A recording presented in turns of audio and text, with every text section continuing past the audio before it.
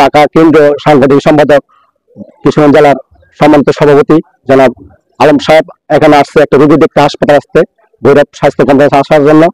উনি 10 মিনিট আগে আমাদের নিউজ দিয়েছে, তখন আমরা ওইখানে অবস্থান করি।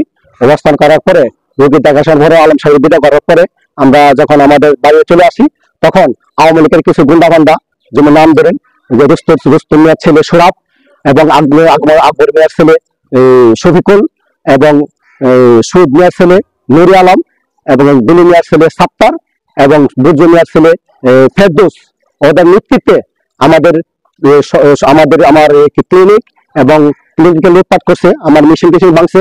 তারপর আমার একটা ফার্মেসি আছে সততা, আর একটা আমার বাইরের ফার্মেসি আছে বন্যা ফার্মেসি, দুটো ফার্মেসি থেকে কিছু অনেক টাকা লুটপাট করে নিয়ে গেছে। এখন পুলিশও আছে, পুলিশও তাদেরকে থামাতে পারে না। আমাদের সাধারণ সম্পাদক জনাব আলী ইসলাম আরিফ ভাই ওখানে উপস্থিত হয়েছে। আরিফ ভাই নিজের সামনে তারা নাম দাও হকিস্টিক এবং কিছু বোম নিয়ে তারা আমাদের উপর ঝাঁপিয়ে পড়ছে। আমাদের বাড়ি থাকার অসম্ভব। এখন আমরা 17 বছর বিএনপি করে আমরা যদি এখনো যদি আমরা বাড়িতে না থাকতে পারি, বিএনপি যখন আওয়ামী লীগ সরকার ছিল, ক্ষমতা ছিল, তখন মামলা আমার নামে 10টা মামলা জেল খাচ্ছি, দানা খেতে থাকছি, জমিতে থাকছি, পাটাতে থাকছি, তাকে ঘুমায় রাখতেছে। এখন যদি আমরা নিরাপত্তা না পাই, তা আমরা কেন বিএনপি করলাম এত বছর? এখন আমাদের ভৈরবের নেতৃবৃন্দের কাছে আমার আহ্বান থাকবে, দৃষ্টান্তমূলক তাদের বিচার চাই।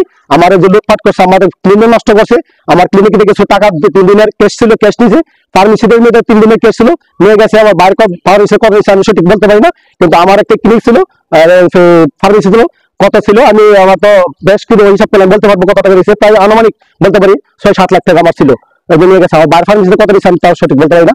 এখন ভৈরবের সর্বোচ্চ নেতা পাতা সবার কাছে আমার আহ্বান থাকবে, এই বিচার আমি সুষ্ঠু না অফন্ত আমি থাকছে না থা বলো, যদি আমি বিচার না পাই তো আমার মৃত্যু হওয়ার আমি কাব্য। এছাড়া আমি মরিবের কাছে 17 বছর বিএনপি করে কি বলে এখন যদি আমি স্বাধীনতা না পাই, তা আমি কি করবো? আমলে অত্যাচার আমি বাড়ি থাকতে পারতেছি না। কিলে বলেছে আমি সঠিক করতে না, কিলে হয়েছে এরা হঠাৎ করে আমাদের আমার মনে হয় পরিকল্পিত ভাবে আমার ক্লিনিকে হামলা মারি দিচ্ছে। আমি সঠিক বলতে এটা কি কারণে, আওয়ামী লীগের কেন কি হয়েছে, অথবা তাদের আক্রোশ ছিল যে আওয়ামী লীগ ক্ষমতা বিচ্ছিন্ন হয়ে গেছে, বিএনপির যেমন ক্ষমতা আসার লেখা এজন্য আমার হতে আপনি পড়ছে। আমি ওয়ার্ডের যুবদল সভাপতি হিসাবে এই হিসেবে আমার দিব না বাচ্চা থাকতে। সে হসপিটাল রোগী দেখতো, তখন আমার সাইফুল ভাই ফোন দিছে আসাদ বাসায়, আলম ভাই তো আসতেছে, তোমরা ফুলা মানলে ফুলিয়া গিয়ে দেশে থাকলে আলম ভাই নিয়ে ভিতরে যাবো। আমরা ভিতরে গেছি, আলম ভাইয়ের সাথে আমরা বসা, রিটনে বলে কি কইছে হাইব্রিড বিলে ডাকছে, আমরা তো কিছু করার নাই। আমরা কি করলাম? আমরা কি অপরাধ করলাম? আমরা তো আলম ভাইয়ের সামনে বসা, আলম ভাই আলী গাড়িতে বিদায় করছি, বিদায় করে আমরা যাবো সাইনাদির বোনের বিয়ার, আমরা সবাই একসাথে আমরা সবাই চলে যাবো, সবার লোক একটা যোগাযোগ করতেছি। এর ভিতরে ফাঁসে দেয় আমরা এইভাবে কুমার লাগাইছে, আমরা হামলা করছে আওয়ামী লীগের লোকজন।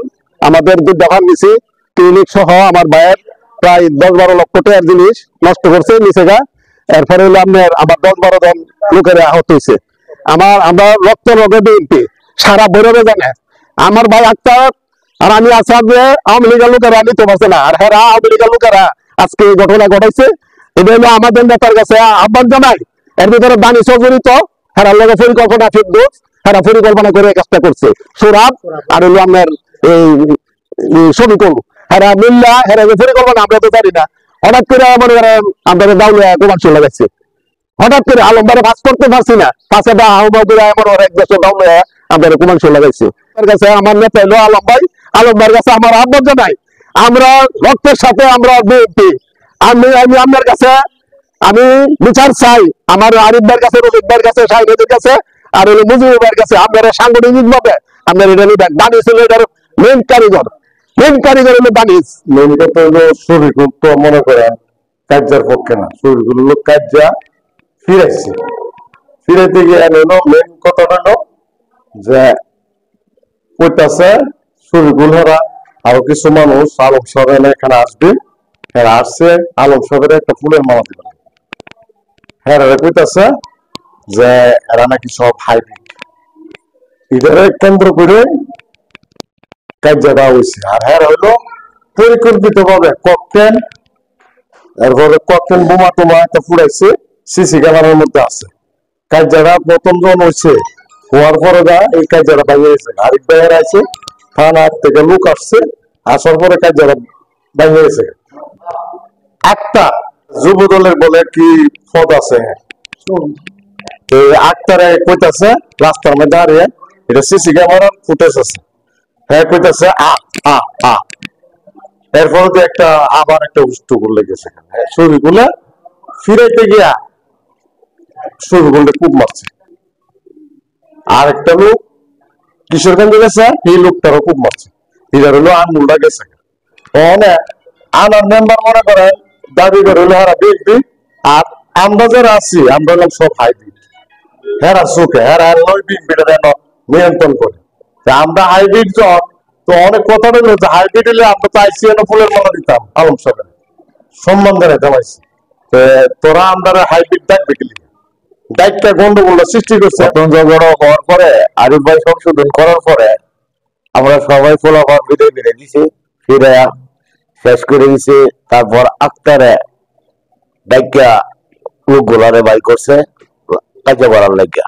আমরা আরিফ ভাইরে মানছি, আমরা নাকি এরা বলে আমরা হাইব্রিড হেরা বিএনপি। হেরা যদি বিএনপি, আমি আকবর ছেলে সাবেক সভাপতি ৯ নং ওয়ার্ডের, এই যে আমি ফিরে দিকে আমার এই অবস্থা রয়েছে, এটা আর কি কুমার কিছু করার নাই। সরকারি হাসপাতালের সামনে একটা মারামারির ঘটনায় ৩ জন আহত রোগী এসেছেন। এর মাঝে 2 জনকে আমাদের কিশোরগঞ্জ সৈয়দ নজরুল মেডিকেল কলেজ হাসপাতালে রেফার করতে হয়েছে, আর একজনকে আমরা অ্যাডমিট করেছি।